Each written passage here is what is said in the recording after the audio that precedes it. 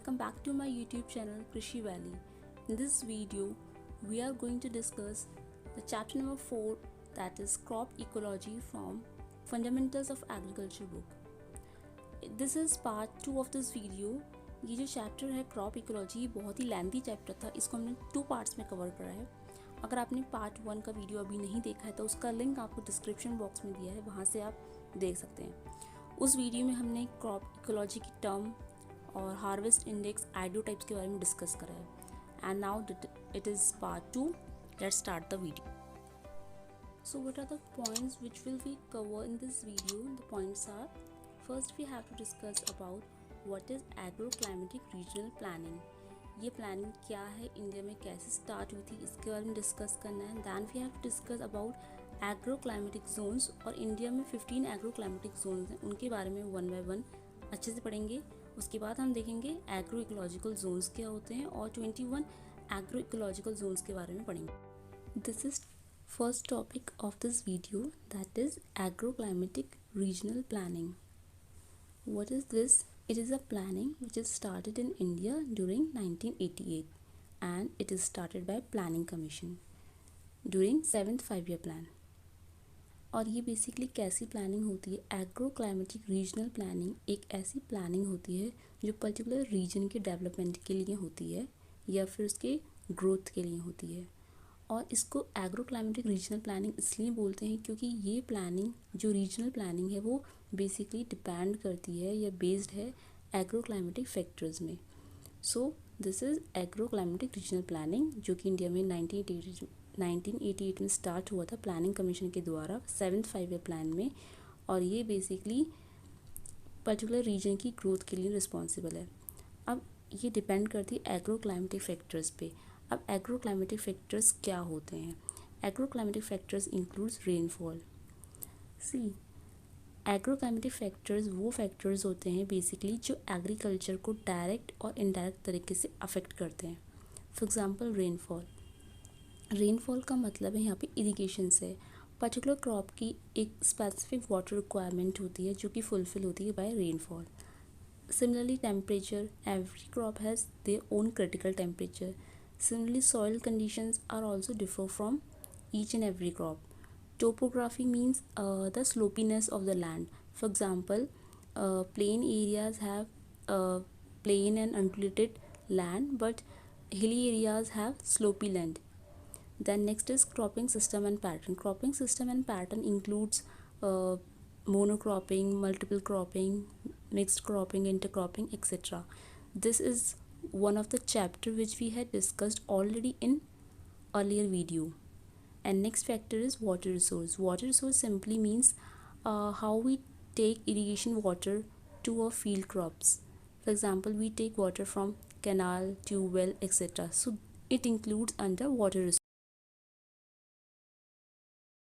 Start to discuss what is agroclimatic zones.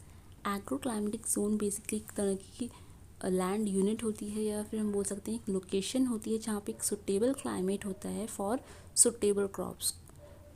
Basically crop का जो climatic requirement है वो डिफ़र होता है, तो डिफरेंट क्लाइमेट्स में हम डिफरेंट क्रॉप्स को ग्रो कर पाते हैं. तो एग्रोक्लाइमेटिक जोन्स भी वही होते हैं, that is land unit in terms of major climate suitable for certain range of crops and cultivars. India पहले आज की डेट में 15 एग्रोक्लाइमेटिक जोन्स इंडिया में प्रेजेंट हैं, but earlier India was divided into 11 agroclimatic zones. लेकिन now 15 agroclimatic zones हैं और ये 15 एग्रोक्लाइमेटिक जोन्स बेस्ड हैं water surplus, water deficient and cropping system पे. अब ये 15 एग्रोक्लाइमेटिक जोन्स के हमको प्रॉपर नेम याद होने चाहिए और इनके अंदर कौन सी लोकेशन आती है, कौन से क्रॉप्स आते हैं, ये भी हमें पता होना चाहिए. तो 1 बाय 1 हम डिस्कस करते हैं. तो ये हम पहले थोड़ा सा इनके नाम याद करते हैं. फर्स्ट हमारा जो एग्रोक्लाइमेटिक जोन है उसमें हमें याद रखना है हिमालयन रीजन. हिमालयन रीजन को 2 कैटेगरीज में डिवाइड करना है, वेस्टर्न एंड ईस्टर्न. जब हम इसको डिवाइड करेंगे तो it will become western Himalayan region and eastern Himalayan region. उसके बाद हिमालय से हमने याद करने के बाद हमें पता होना चाहिए हिमालय से गंगा आती है. तो गंगा रिवर से हमें याद रखना है, गंगा से याद रखना है गैंगेटिक. और गैंगेटिक में 4 सब कैटेगरीज हमें याद रखनी है, that is upper Gangetic, plain, middle Gangetic plain, lower Gangetic plain and trans Gangetic plain. अब हिमालय से गंगा निकल के कहाँ गई? हिमालय से गंगा निकल के आई हिल्स में, बट हिल्स में हमको सिर्फ हिल्स टर्म याद नहीं रखना है, यहाँ पे हमको प्लेट्यू एंड हिल्स याद रखना है। तो अगर हम प्लेट्यू और हिल्स याद रखेंगे तो हमें हिल्स के साथ क्या कनेक्ट करना होगा? इसमें हमें 4 चीज़ कनेक्ट करनी होगी, वेस्टर्न, सेंट्रल, ईस्टर्न, सदर्न। और जब हम इसको कनेक्ट करेंगे प्लेट्यू एंड हिल्स के साथ तो क्या बन जाएगा? It will become western plateau and hills, central plateau and hills, eastern plateau and hills, southern plateau and hills. ये सब करने के बाद इसमें वेस्टर्न में हमको कनेक्ट करना होगा west coast plains and Ghats, east में हमको कनेक्ट करना होगा ईस्ट कोस्ट प्लेन्स। उसके बाद हमारे 3 और बचते हैं जिसको हम अलग से याद रखेंगे। वो 3 हैं Gujarat plains and hills, western dry region, island region. So ये हमने टोटल 15 एग्रो क्लाइमेटिक जोन्स के जो नाम हैं वो कवर कर लिए हैं। अब इनकी फर्दर डिटेल हम टैबुलर फॉर्म में देखते हैं। इसमें हमको बेसिकली इन जोन्स का लोकेशन, क्लाइमेट और एनुअल रेनफॉल और जो मेजर क्रॉप्स वहाँ ग्रो होते हैं उनके बारे में पढ़ना है। तो पहला है हमारा western Himalayan region. Western Himalayan region में कौन से एरियाज आते हैं? It includes Jammu Kashmir, Himachal Pradesh and hilly areas of Uttarakhand. Basically ये एक तरह का हिली रीजन होता है। हिली रीजन होने के कारण यहाँ का जो क्लाइमेट है वो बहुत ज़्यादा ठंडा रहता है, कूल्ड एंड ह्यूमिड क्लाइमेट होता है। बारिश भी यहाँ पे जो होती है एनुअल रेनफॉल वो बहुत अच्छी खासी होती है, दैट इज़ 1650 to 2000 mm यहाँ बारिश होती है। ऐसे एरियाज़ में जो मेजर क्रॉप्स होते हैं वो होते हैं wheat, rice and potato.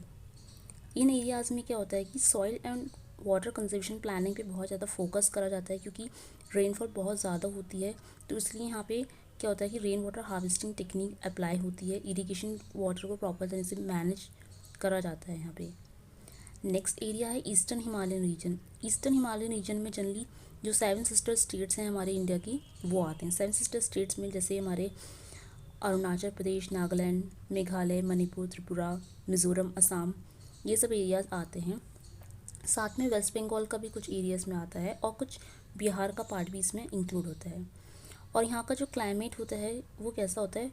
Humid and सब ह्यूमिड, मतलब थोड़ा सा गर्म जैसा होता है। यहाँ पे बेसिकली इस एरियाज़ में जो लोग होते हैं वो शिफ्टिंग कल्टीवेशन परफॉर्म करते हैं।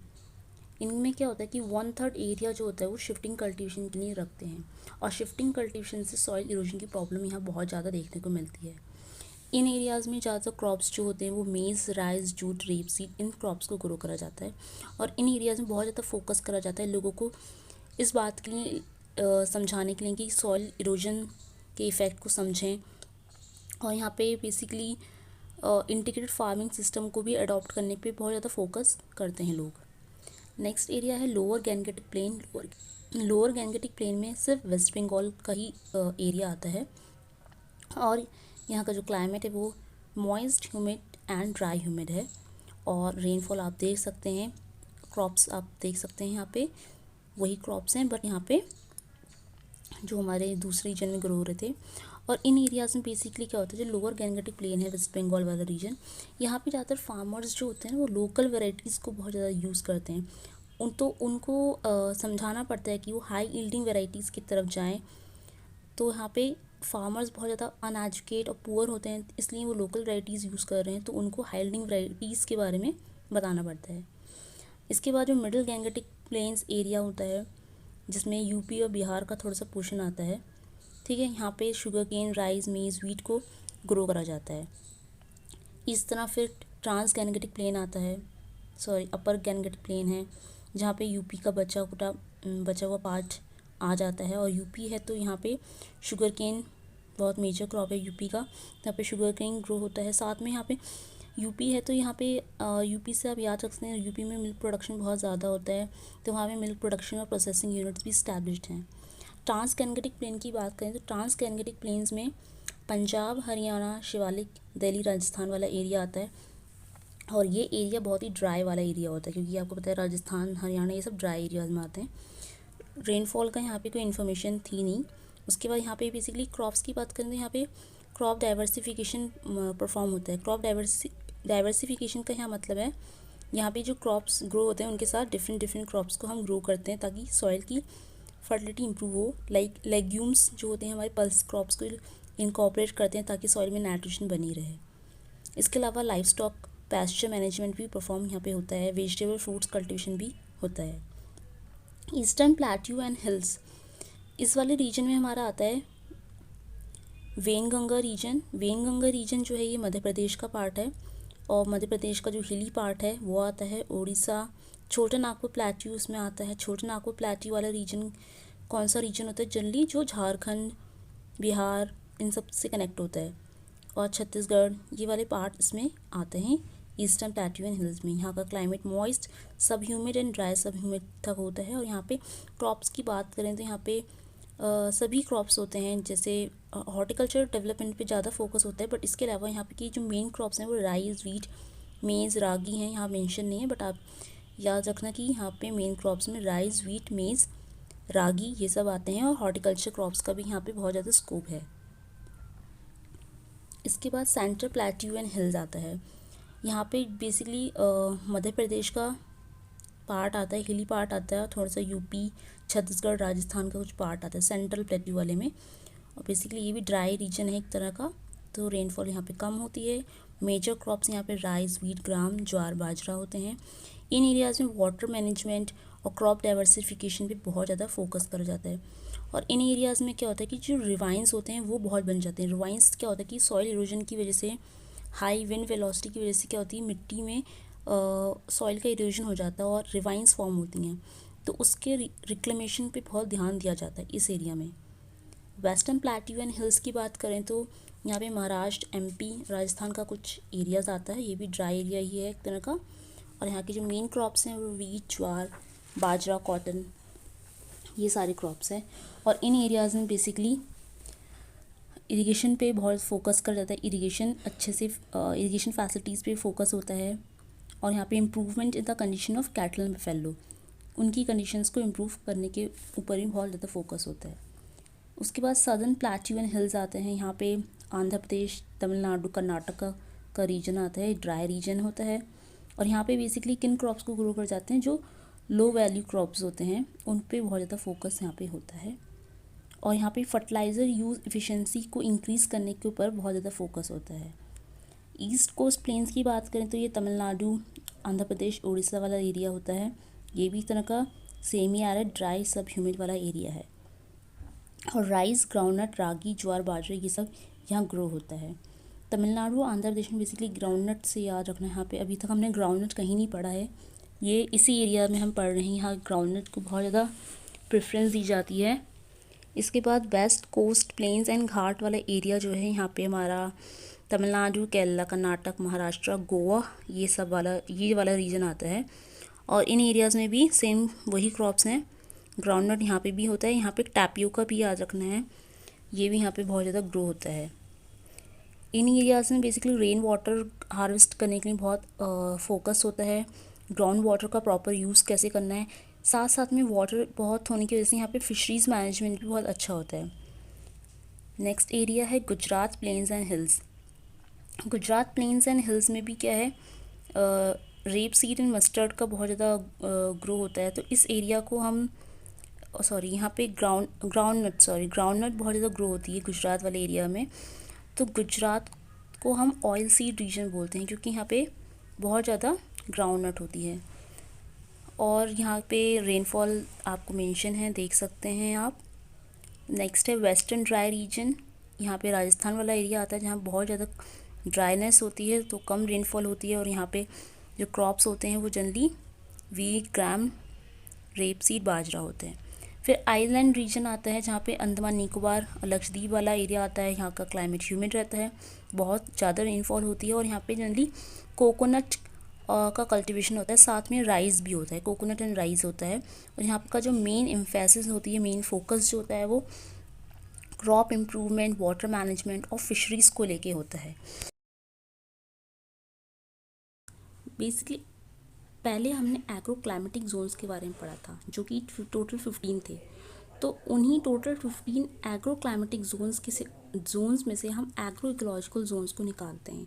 In simple words you can understand that agro climatic zone एक ब्रॉड टर्म है और एग्रो इकोलॉजिकल जोन्स उसका एक सब पार्ट है। तो एग्रो इकोलॉजिकल जोन्स क्या होते हैं? Land unit cut out of agro climatic reason. यहाँ पे कट की जगह कट आउट होना है, ठीक है। Land unit cut out of agro climatic zones, मतलब एग्रो इकोलॉजिकल जोन एक ऐसी लैंड है जिसको हम एग्रो क्लाइमेटिक जोन से निकालते हैं। And when superimpose on landform and kind of soils and soil conditions that act as a modifiers to climate and length of growing period. Agro ecological zones के दो components होते हैं, biotic and abiotic component. जो biotic component होता है उसमें हमारे क्या आते हैं? उसमें प्लांट और एनिमल्स आते हैं। और एबायोटिक फैक्टर्स जो होते हैं उसमें हमारे वाटर, मिनरल्स, लाइट, मतलब सनलाइट, ये सब आते हैं। और टोटल 15 जो हमने पहले पढ़े थे 15 एग्रो क्लाइमेटिक जोन्स थे, उनमें से वो तो 15 थे, लेकिन जो एग्रो इकोलॉजिकल जोन्स जो निकाले हैं वो टोटल 21 हैं। तो इंडिया में आपको ये याद रखना है, नंबर पूछ सकते हैं एग्जाम्स में कि एग्रो क्लाइमेटिक जोन्स कितने हैं, दैट इज़ 15, और एग्रो इकोलॉजिकल जोन्स कितने हैं, दैट इज़ 21।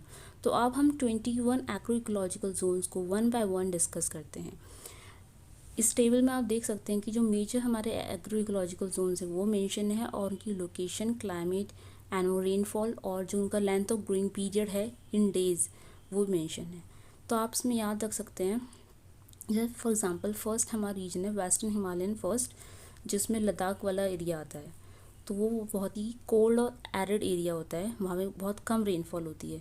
कम रेनफॉल है इसलिए वहाँ की जो लेंथ ऑफ ग्रोइंग पीरियड है वो भी कम है, 90 डेज से कम वहाँ पे लेंथ ऑफ ग्रोइंग पीरियड है। लेंथ ऑफ ग्रोइंग पीरियड का सिंपल मतलब ये है कि वहाँ पे जो क्रॉप्स हम लगाते हैं, सोइंग से हार्वेस्टिंग तक का जो पूरा ड्यूरेशन होता है डेज़ में, वो कितना आता है, वो होता है लेंथ ऑफ ग्रोइंग पीरियड। और वहाँ का जो लेंथ ऑफ ग्रोइंग पीरियड है वो 90 डेज से कम है। वेस्टर्न हिमालयन सेकेंड रीजन में अगर हम देखें, जहाँ पे थोड़ा सा नीचे आते हैं नॉर्थ में, जम्मू कश्मीर, हिमाचल प्रदेश और उत्तराखंड वाला हिल एरियाज़ है, वहाँ वाला एरिया आता है जहाँ पे बहुत ज़्यादा बारिश होती है, 1600 to 2000 mm बारिश हो रही है। तो यहाँ पे जो लेंथ ऑफ ग्रोइंग पीरियड है वो बढ़ गया है। बारिश कम थी तो कम था, बारिश ज़्यादा हो रही तो लेंथ ऑफ ग्रोइंग पीरियड भी बढ़ गया है। इस तरह वेस्टर्न प्लेन्स वाला एरिया जो होता है बहुत ही हॉट ह्यूमिड होता है, वहाँ पे राजस्थान, हरियाणा वाला एरिया आ जाता है। यहाँ पे रेनफॉल थोड़ी सी कम हो गई है और लेंथ ऑफ ग्रोइंग पीरियड भी कम है। डेक्कन प्लेट्यू फर्स्ट है, वहाँ Deccan plateau first hot arid region है, ठीक है। यहाँ पे भी जो लेंथ ऑफ ग्रोइंग पीरियड वो 90 डेज से कम है। फिर डेक्कन प्लेट्यू सेकंड रीजन है, वहाँ पे रेनफॉल ज़्यादा है। डेक्कन प्लेट्यू फर्स्ट में रेनफॉल कम है और लेंथ ऑफ ग्रोइंग पीरियड भी कम है, लेकिन सेकंड वाला जो है डेक्कन प्लेट्यू उसमें रेनफॉल ज़्यादा हो गई है, तो अब लेंथ ऑफ ग्रोइंग पीरियड बढ़ गया है, दैट इज़ 90 to 150 डेज़। इस तरह northern plain and central highland वाला रीजन आता है, जिसमें नॉर्थ का प्लेन वाला पोर्शन और सेंट्रल हाईलैंड्स और गुजरात वाला रीजन आता है। ये area basically hot semi arid region है, और हॉट सेमी एरिड रीजन है इसलिए तो यहाँ की जो रेनफॉल है वो बहुत कम है और लेंथ ऑफ ग्रोइंग पीरियड ठीक ठाक है, 90 to 150 डेज़ में यहाँ पे क्रॉप रेडी हो जाती है। इस तरह नॉर्थन प्लेन्स वाला एरिया आता है जहाँ पे इंडो गैंगेटिक प्लेन्स आते हैं, वेस्टर्न हिमालयन वाला रीजन आता है। इस एरिया में बारिश बहुत होती है तो लेंथ ऑफ ग्रोइंग पीरियड बहुत ज़्यादा हो जाता है, 150 से 180 डेज़ का।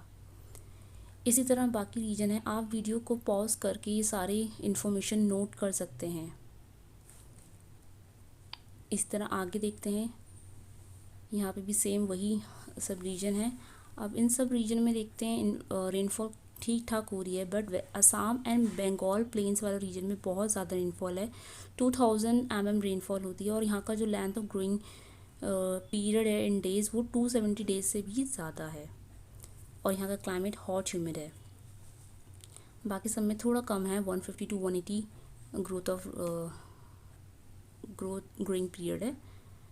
इस तरह आगे हम देख सकते हैं इन सब एरियाज़ जो है ना, north eastern hills, eastern Himalaya, western Ghats and coastal plain, islands of Andaman Nicobar and Lakshadweep, यहाँ पे रेनफॉल बहुत ज़्यादा होती है। यहाँ का जो क्लाइमेट है वो ह्यूमिड होता है, बेसिकली वार्म ह्यूमिड से हॉट ह्यूमिड क्लाइमेट है, और रेनफॉल बहुत ज़्यादा होती है। ठीक है। अब रेनफॉल बहुत ज़्यादा होती है और उनका जो लेंथ ऑफ ग्रोइंग पीरियड है वो भी बहुत ज़्यादा है। आप देख सकते हैं सब में 270 डेज से ज़्यादा ही ग्रोइंग पीरियड है, ठीक है। तो बेसिकली यहाँ पे हमारे जो चैप्टर था, फोर्थ चैप्टर क्रॉप इकोलॉजी, वो कंप्लीट होता है। Thank you for watching this video.